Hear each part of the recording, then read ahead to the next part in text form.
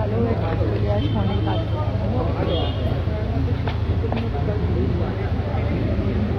বেরোলে আমরা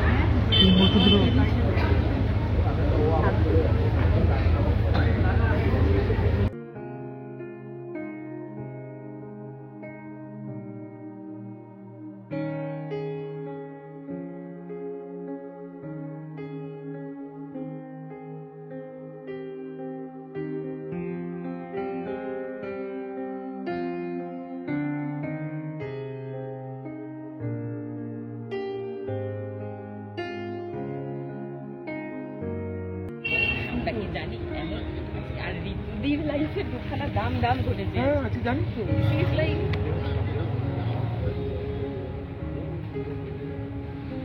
একটু যদি কিছু বলো। কি বলবো, জাস্ট অন্ধকারে দাঁড়িয়ে আছি। বলবো মানে শিলা মজুমদারের সঙ্গে আমি যে প্রচুর একসঙ্গে কাজ করেছি, স্ক্রিন শেয়ার করেছি তা নয়, মানে সেই সৌভাগ্য আমার খুব বেশি ঘটেনি। টেলিভিশনে একটা দুটো ঘটেছে, সিনেমা একসঙ্গে করা হয়নি। হ্যাঁ, বাড়িওয়ালি সিনেমায় সরি চোখের বালি সিনেমায় ঐশ্বরিয়া রাইয়ের গলায় শ্রীলাদি অভিনয় করেছিলেন, রাই মার্শেদের গলায় আমি অভিনয় করেছিলাম, তাই ওই একটা যোগসূত্রে আমাদেরকে একসঙ্গে বাঁধা হয়েছে একাধিকবার। তবে অনেক অনুষ্ঠানে, অনেক শুটিংয়ে, আউটডোরে দেখা, গল্প হওয়া, শ্রীলাদির সিনেমা দেখে অনেক শেখার চেষ্টা করেছি।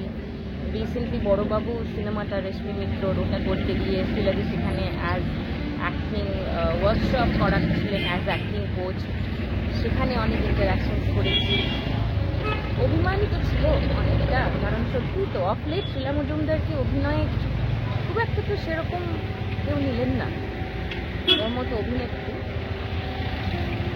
আসলে শুধু অভিনয় জানাটাই তো সবসময় ক্রাইটেরিয়া হয় না, আরও অনেক কিছু হয়, সেটা আমরাও বুঝি।